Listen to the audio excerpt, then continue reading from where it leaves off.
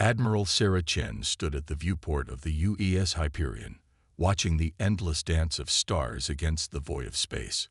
The Seventh Fleet's routine patrol of the Orion Arm had been uneventful for the past 3 months, until now.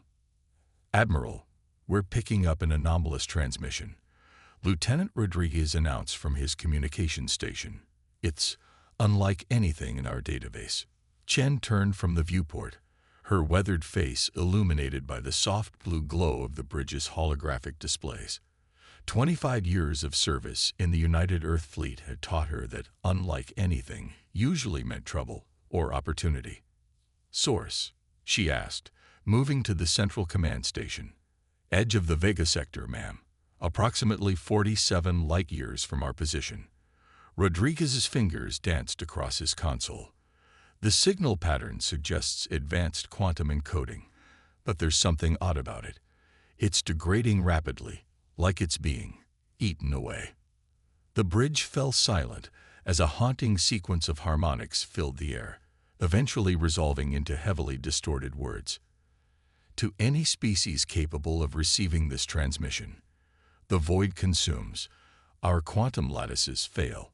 We are the Luminar, and we require immediate assistance." "Analysis," Chen demanded, turning to her science officer, Dr. Patel. "The transmission originates from what appears to be a crystalline megastructure," Admiral Patel reported, his dark eyes fixed on the readings. "The structure itself seems to be composed of living crystal matrices, far more advanced than anything we've encountered. But it's under attack from something else, something that's systematically breaking down its quantum coherence." The transmission crackled again. "We acknowledge this may reach primitive organic species. In our desperation, we would accept even such basic aid.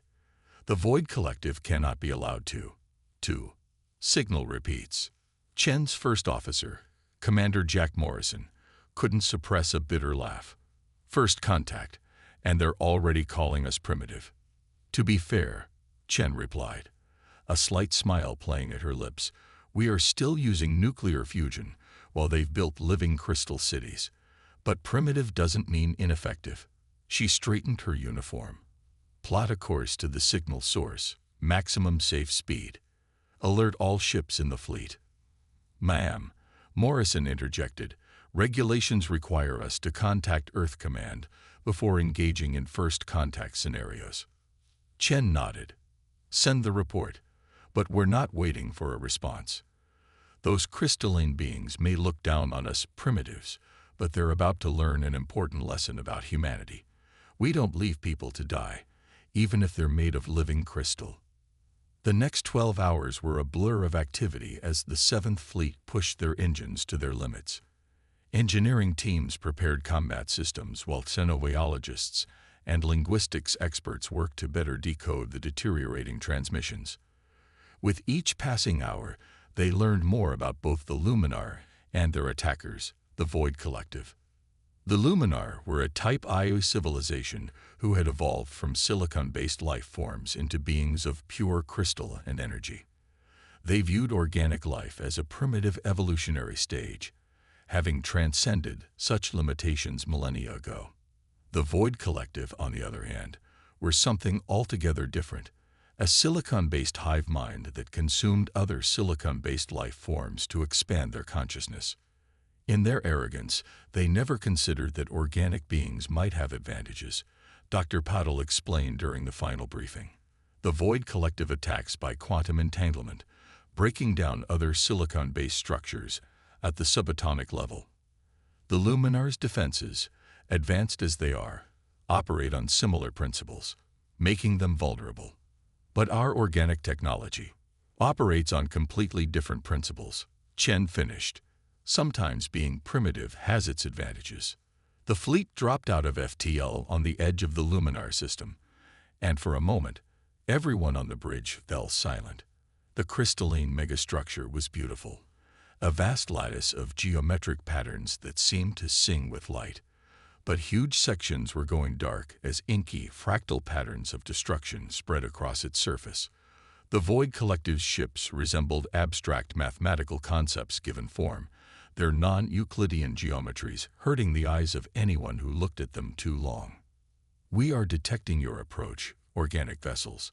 A new transmission came through, the Luminar's tone somehow managing to convey both desperation and disdain. "While we appreciate your response, we fail to see how your primitive matter-based technology could possibly." "This is Admiral Sarah Chen of the United Earth Fleet," Chen interrupted, her voice firm. "We understand we may not match your technological level, but we offer something different. You fight mathematics with mathematics, logic with logic.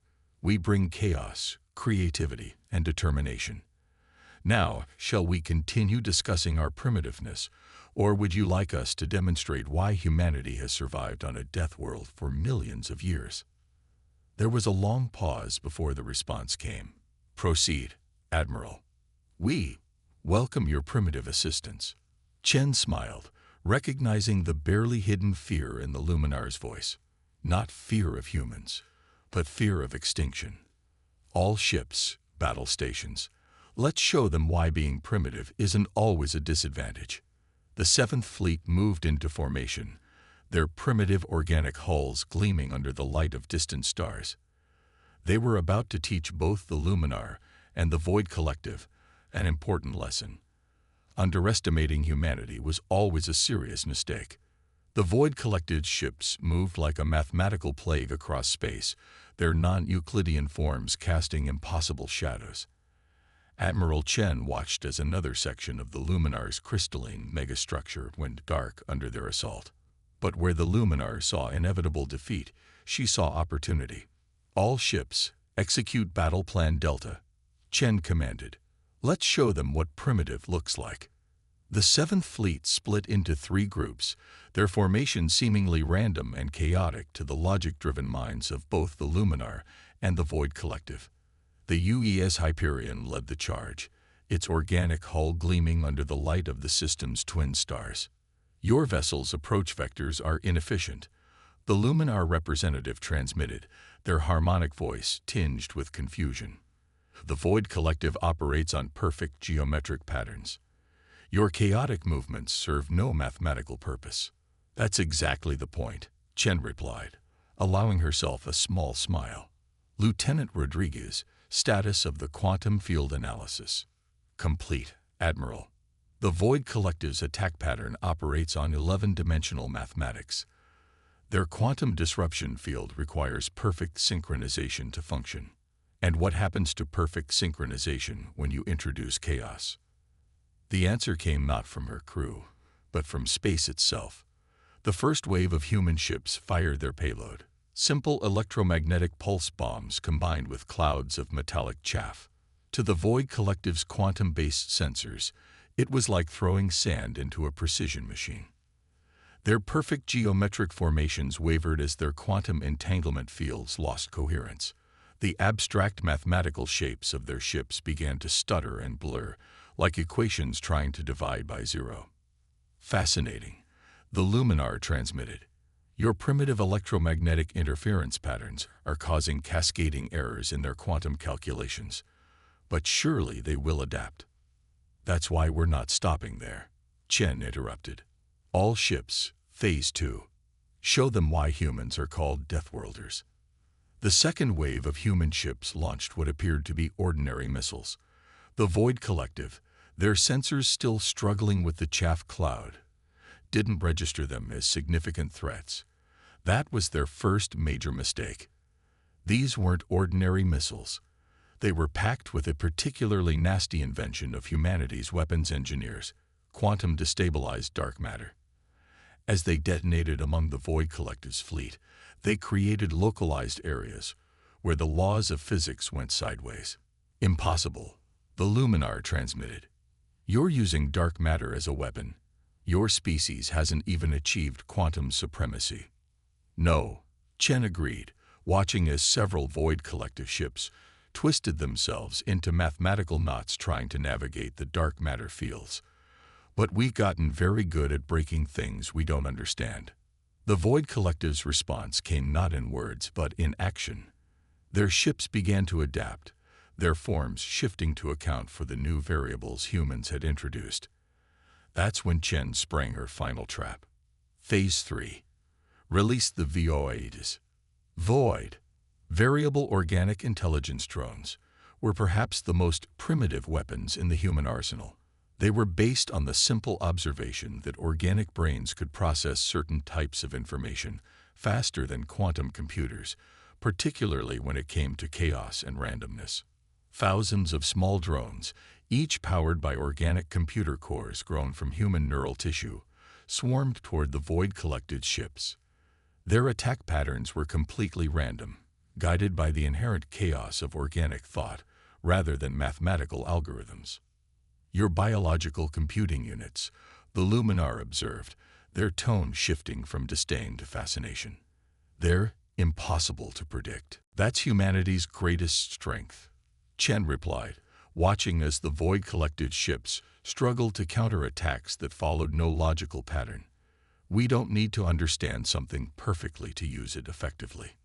The battle reached its crescendo as the VOIDs breached the Void Collective's defenses. Their organic processors, immune to quantum disruption, allowed them to slip through the enemy's mathematical shields. Where they touched the abstract geometric ships, they introduced chaos into their perfect equations. Several of the void-collected ships simply ceased to exist, their perfectly ordered quantum structures collapsing under the weight of organic randomness. Others began to retreat, their formations breaking down as they failed to calculate effective responses to the human attack. We are revising our assessment of primitive technology, the Luminar transmitted. Their crystalline megastructure had stabilized, the quantum decay halted by the disruption of the Void Collective's attack. Chen nodded, though the gesture wouldn't be seen by their allies. Sometimes the most effective solution isn't the most elegant one. Humanity learned that lesson surviving on Earth. Now shall we discuss how to drive them out of your system completely? As the remaining Void Collective ships retreated to regroup, the Luminar's response came with a new tone, one of respect. We would be honored to learn more about your primitive warfare techniques, Admiral Chen. First lesson, Chen replied, already planning the next phase of the battle. Stop calling them primitive. We prefer the term unconventional. The battle was far from over, but humanity had made its point. Sometimes, being underestimated was the greatest advantage of all. The crystalline chambers of the Luminar Command Nexus pulsed with shifting patterns of light as Admiral Chen stood before the Luminarch Council.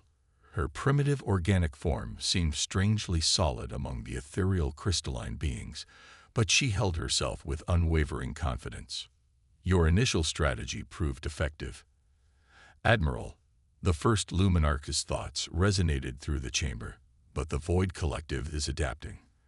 They've split their consciousness across multiple quantum layers to resist your chaos tactics. Then we'll adapt too, Chen replied, gesturing to the holographic display showing the Void Collective's new formation. That's another thing about us primitives. We're very good at learning from our mistakes. Commander Morrison stepped forward, his boots making solid sounds against the crystal floor. We've analyzed their new defensive patterns. They're using quantum superposition to exist in multiple states simultaneously. Our previous tactics won't work. No, Chen agreed, but their adaptation gives us an opportunity. Dr. Patel, show them what we found. The science officer manipulated his datapad, and a holographic display shifted to show complex energy readings. The Void Collective's multi-state existence requires enormous amounts of energy. They're drawing power directly from vacuum fluctuations in space-time. Precisely, one of the Luminar counselors chimed in, their crystalline form flickering with intense blue light. Their power consumption makes them virtually invulnerable. They can simply shift to another quantum state whenever threatened. Chen smiled. Unless we can force them to collapse into a single state. Dr. Patel, explain Project Looking Glass. We've modified our dark matter weapons, Patel said, bringing up new schematics. Instead of creating chaos in space-time, they'll create perfect order, localized areas where quantum superposition becomes impossible. The Luminar Council erupted in a cascade of multicolored lights, their equivalent of excited discussion. "You propose to use order as a weapon?" the first Luminarch asked. "To fight chaos with its opposite. Sometimes the best way to disrupt a complex system is to make it simpler," Chen explained. "But we'll need your help. Your crystalline technology can amplify our effect across the entire system." The discussion that followed lasted hours, as humans and Luminar worked to combine their technologies in ways neither species had imagined possible.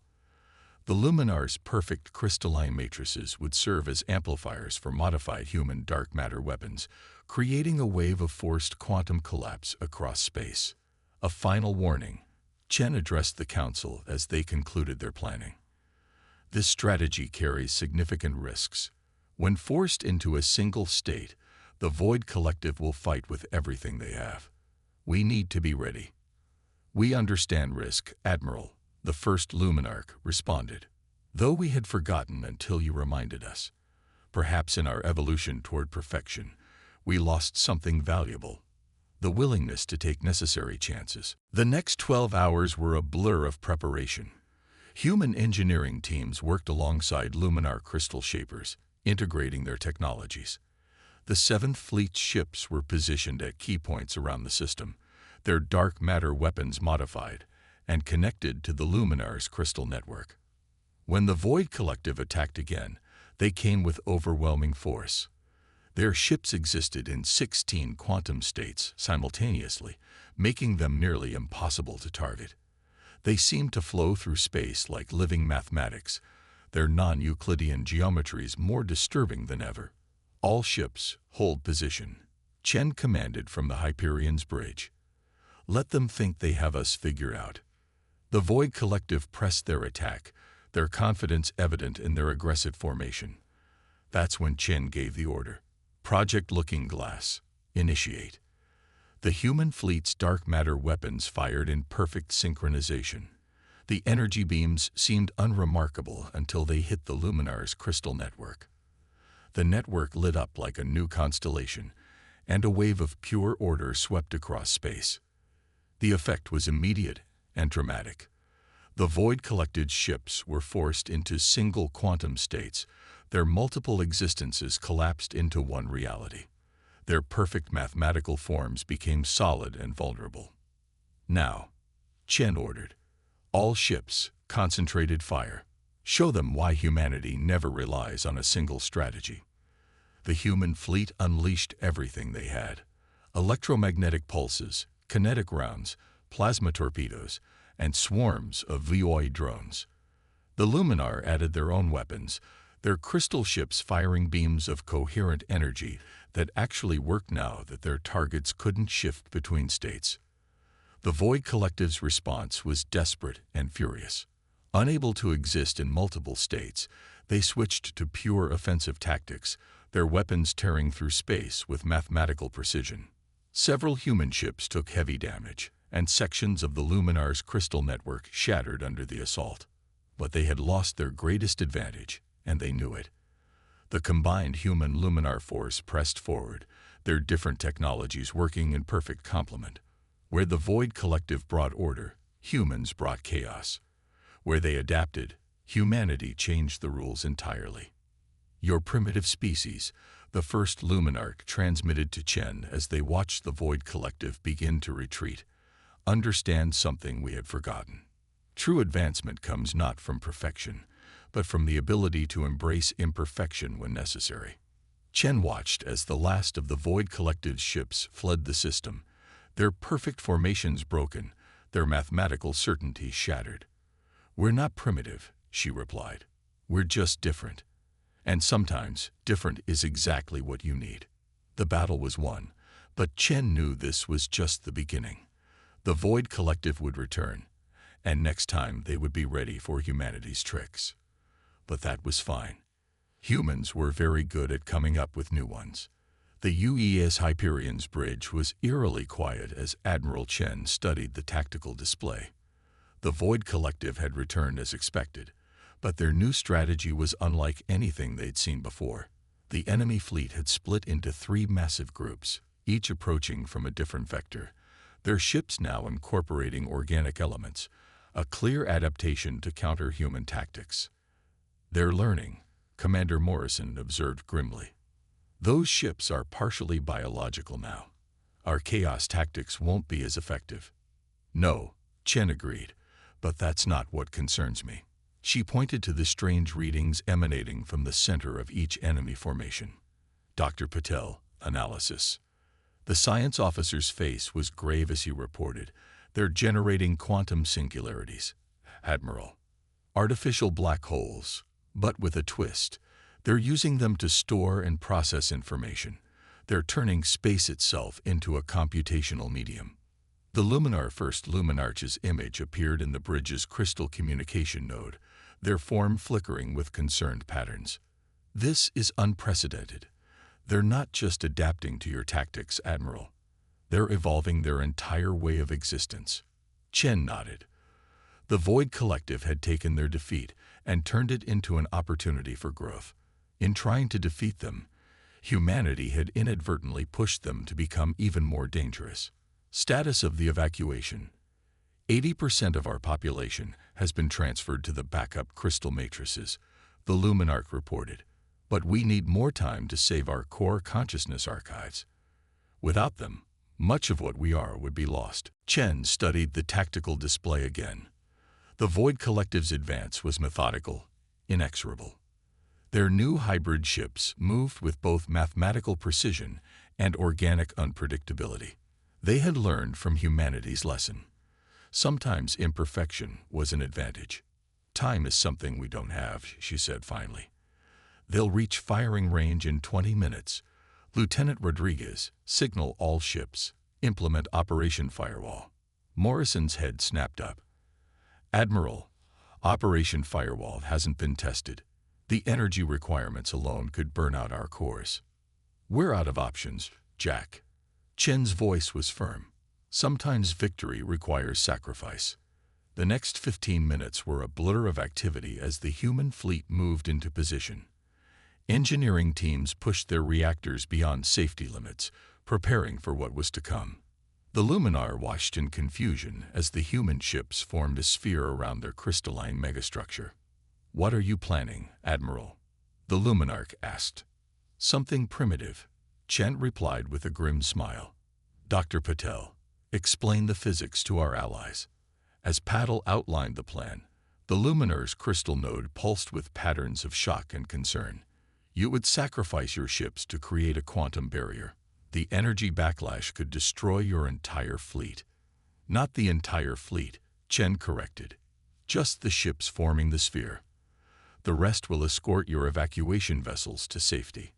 "We cannot ask this of you," the Luminarch protested. "You're not asking. We're choosing."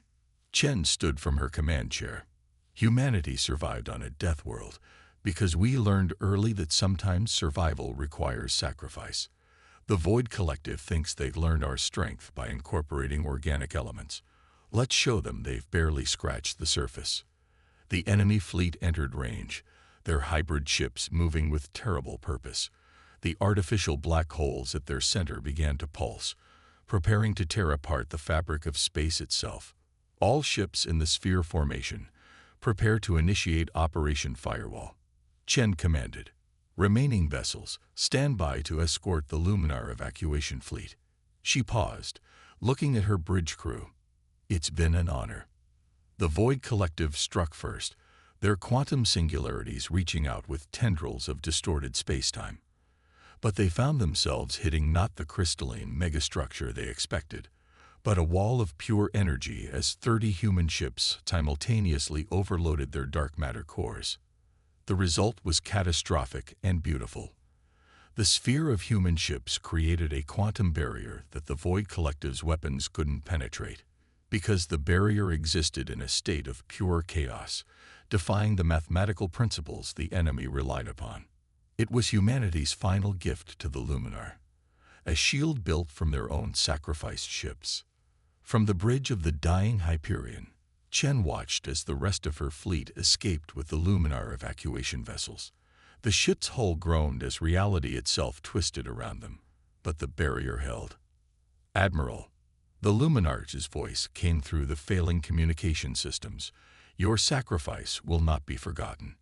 You've taught us that true advancement comes not from pursuing perfection, but from being willing to risk everything for what matters. Just promise me one thing. Chen replied as warning lights flashed across her bridge. Remember that primitive doesn't mean what you thought it did.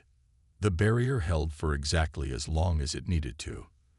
The Luminar successfully evacuated their core consciousness archives, and the surviving human ships escorted them to safety. The Void Collective's hybrid fleet was caught in the quantum backlash of the barrier's collapse, their carefully evolved forms torn apart by the very chaos they had tried to harness. The price of victory was high. 30 ships and their crews, including Admiral Chen and the Hyperion.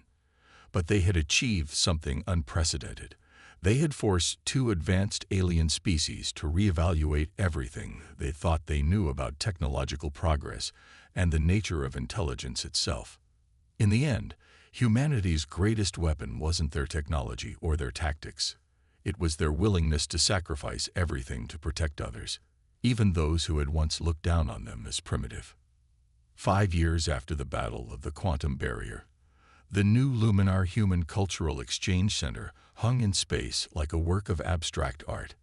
Half crystalline lattice, half traditional space station, it represented something unprecedented in the galaxy.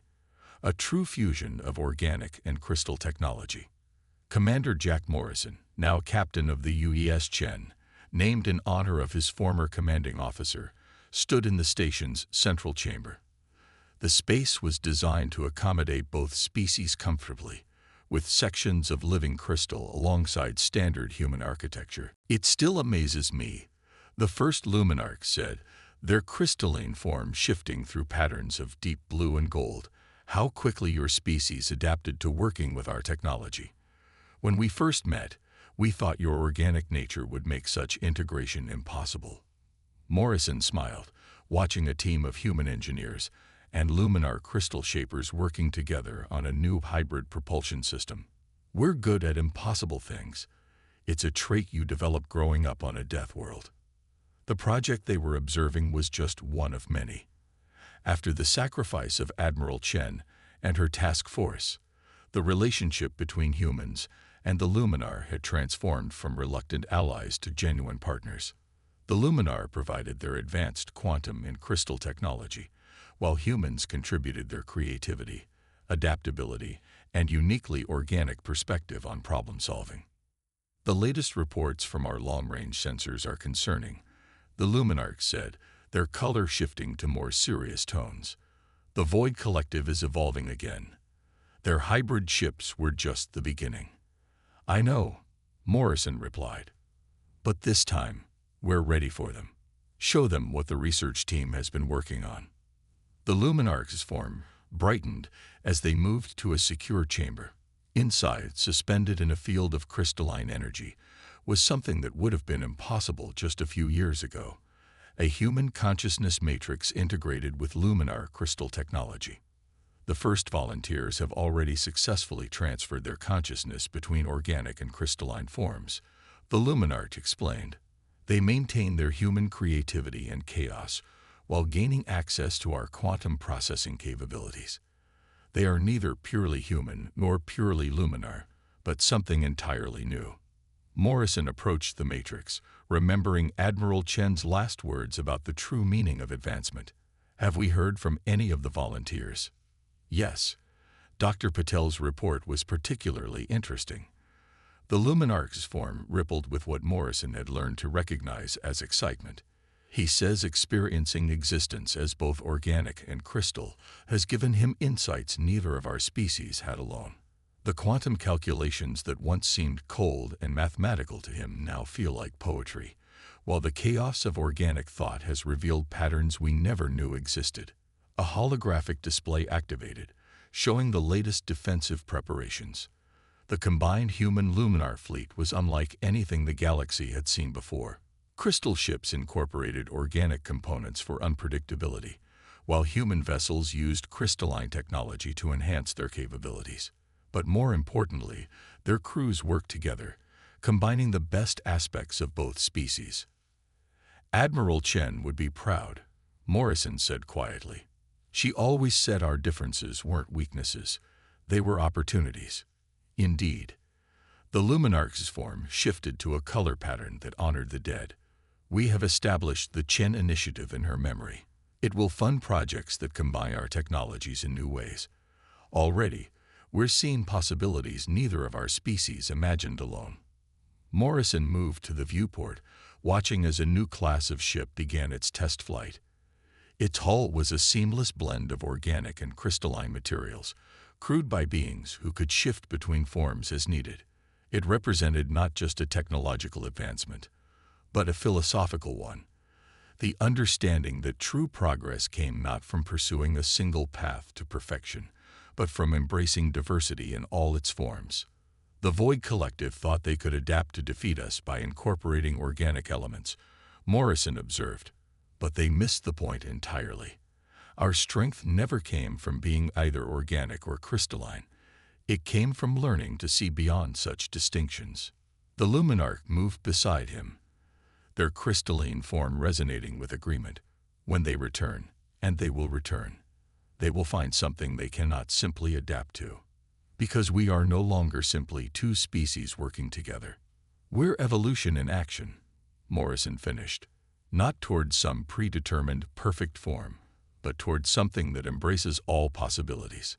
As if to emphasize his words, a group of human Luminar hybrid beings passed by the viewport, their forms shifting fluidly between organic and crystalline states.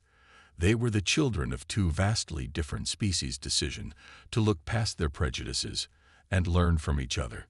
The price of victory had been high, but it had purchased something priceless, a future where the very concepts of primitive and advanced had lost their meaning, replaced by an understanding that true advancement meant growing together, not apart. In the end, humanity's greatest contribution to the galaxy hadn't been their technology or their tactics. It had been their ability to show even the most advanced civilizations that there was always more to learn, especially from those they least expected to teach them anything. The stars stretched out before them, full of unknown challenges and possibilities. But whatever came next, they would face it not as separate species, but as something entirely new. A civilization that had learned to break not just the boundaries between organic and crystal, but between all preconceptions of what was possible.